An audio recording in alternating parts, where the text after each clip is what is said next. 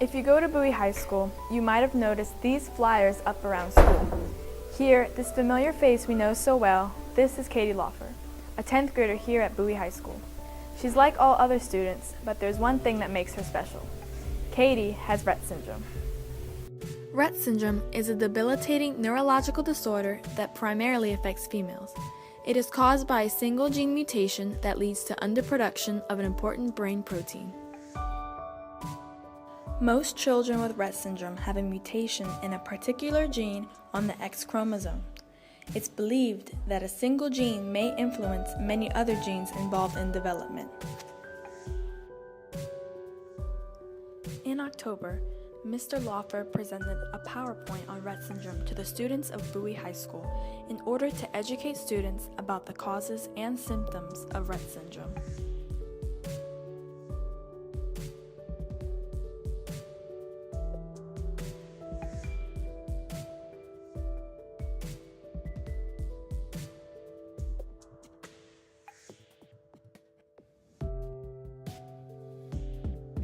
The combined federal campaign benefits the Laufer family through its support of the International Rett Syndrome Foundation.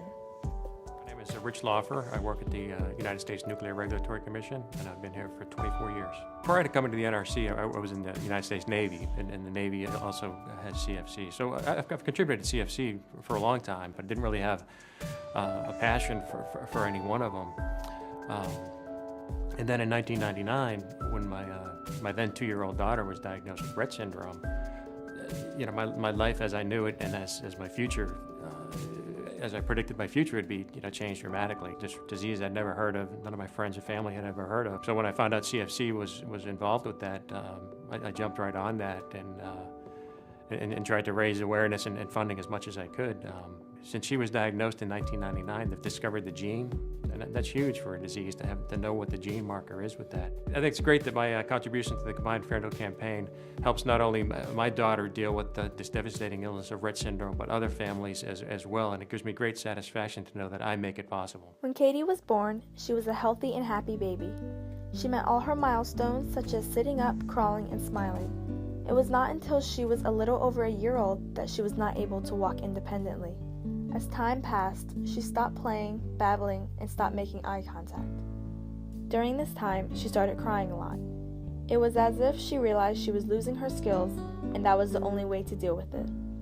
After almost a year of seeing numerous doctors and specialists, it was finally confirmed that Katie was diagnosed with Rett syndrome. Everyone has 23 pairs for a total of 46 chromosomes. You get one set from your mother and one from your father. Girls have 2 X chromosomes and boys have an X and a Y. Since the Rett syndrome gene mutation occurs on the X chromosome, the girl's good X can make up some of the bad X problems. In boys, the problem in the bad X are too severe, and eggs formed this way don't usually make it to pregnancy or result in miscarriages. The MECP2 protein is thought to help regulate the activity of genes in the brain. This protein may also control the production of different versions of certain proteins in brain cells. Mutation in the MECP2 gene alter the MECP2 protein or result in the production of less protein, which appears to disrupt the normal function of neurons and other cells in the brain. Rett syndrome caused by MECP2 gene mutations have an X-linked dominant pattern of inheritance. A condition is considered X-linked if the mutated gene that causes the disorder is located on the X chromosome, one of the 2 sex chromosomes. The inheritance is dominant if one copy of the altered gene in each cell is sufficient to cause the condition. Despite Katie having a disability, she goes through a regular day at school like any other student. She receives help from her special ed teacher, Miss Wade.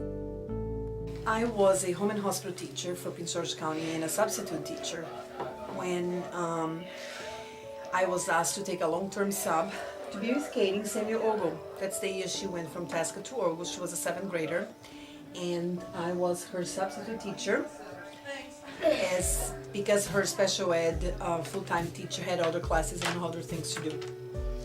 And last summer, I was offered the position because her special ed teacher, Debbie Perhatch, left. And here we are, 10th grade. Yes, all the vocab or grammar or anything that the teachers do in the classroom on a piece of paper, I modify and I make a program.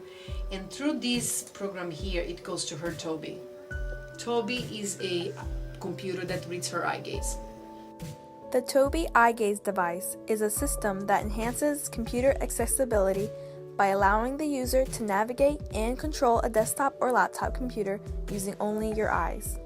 She has her Toby at home. We're trying to get a Toby for school. Hello, everybody. So Katie can be more independent.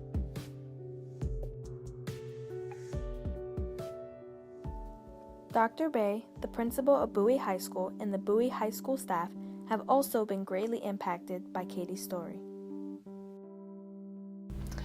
I met Katie last year when she was a freshman over at the Annex. I was told prior to her coming over the summer that she was a student who had Rett's syndrome, and they gave me kind of a description of what Rett's was all about and what some of her needs were going to be and so forth. And so I had the first opportunity to meet her last year, and I have to admit I didn't know much about Rett syndrome and really didn't know what to expect until I actually had the opportunity to meet her. But as I would continue to go over to the Annex throughout the year and interact with her, I could see that she was a student just like anyone else.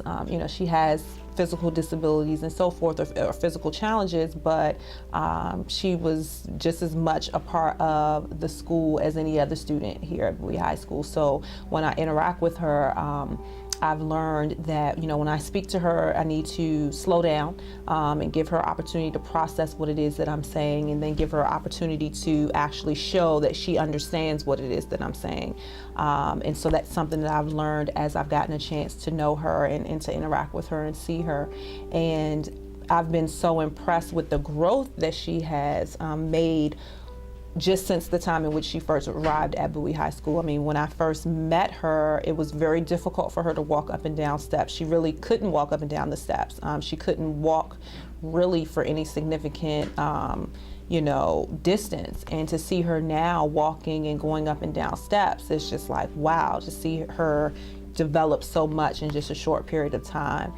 So that's been pretty much my interaction. And then also I've witnessed her in actual classes with her teacher and with other classmates and so forth. And it's just been a really rewarding experience to see her interact with her peers and be able to access the education that we provide for all the other students. We try to really make sure that Katie is able to participate in all any extracurricular activity that she would like to participate in. Currently, I believe she is a part of Ladies with Class. I am also aware, I believe she's a member of the prayer club, if I'm not mistaken. I think there's one other club that she is a part of. I know that she has various classmates who work with her, who come and eat lunch with her, who work on assignments with her and just and interact with her, which I think is just phenomenal. I think it's great. I think it's a testament to the students that we have here at Bowie High School, but I think it's also a testament to Katie because although she can't really communicate the way that we do, you definitely can see her spirit, and you definitely can see, when she makes certain facial expressions, what she likes, and when she gets excited and things of that nature. And so she has her own way of communicating, and I think it's infectious. I think that people are drawn to, once they understand what her disability is, people are drawn to her and are able to see the true Katie, that's behind just the disability. For more information on Rett syndrome and how you can help, please visit www.girlpowertocure.org and www.rettsyndrome.org.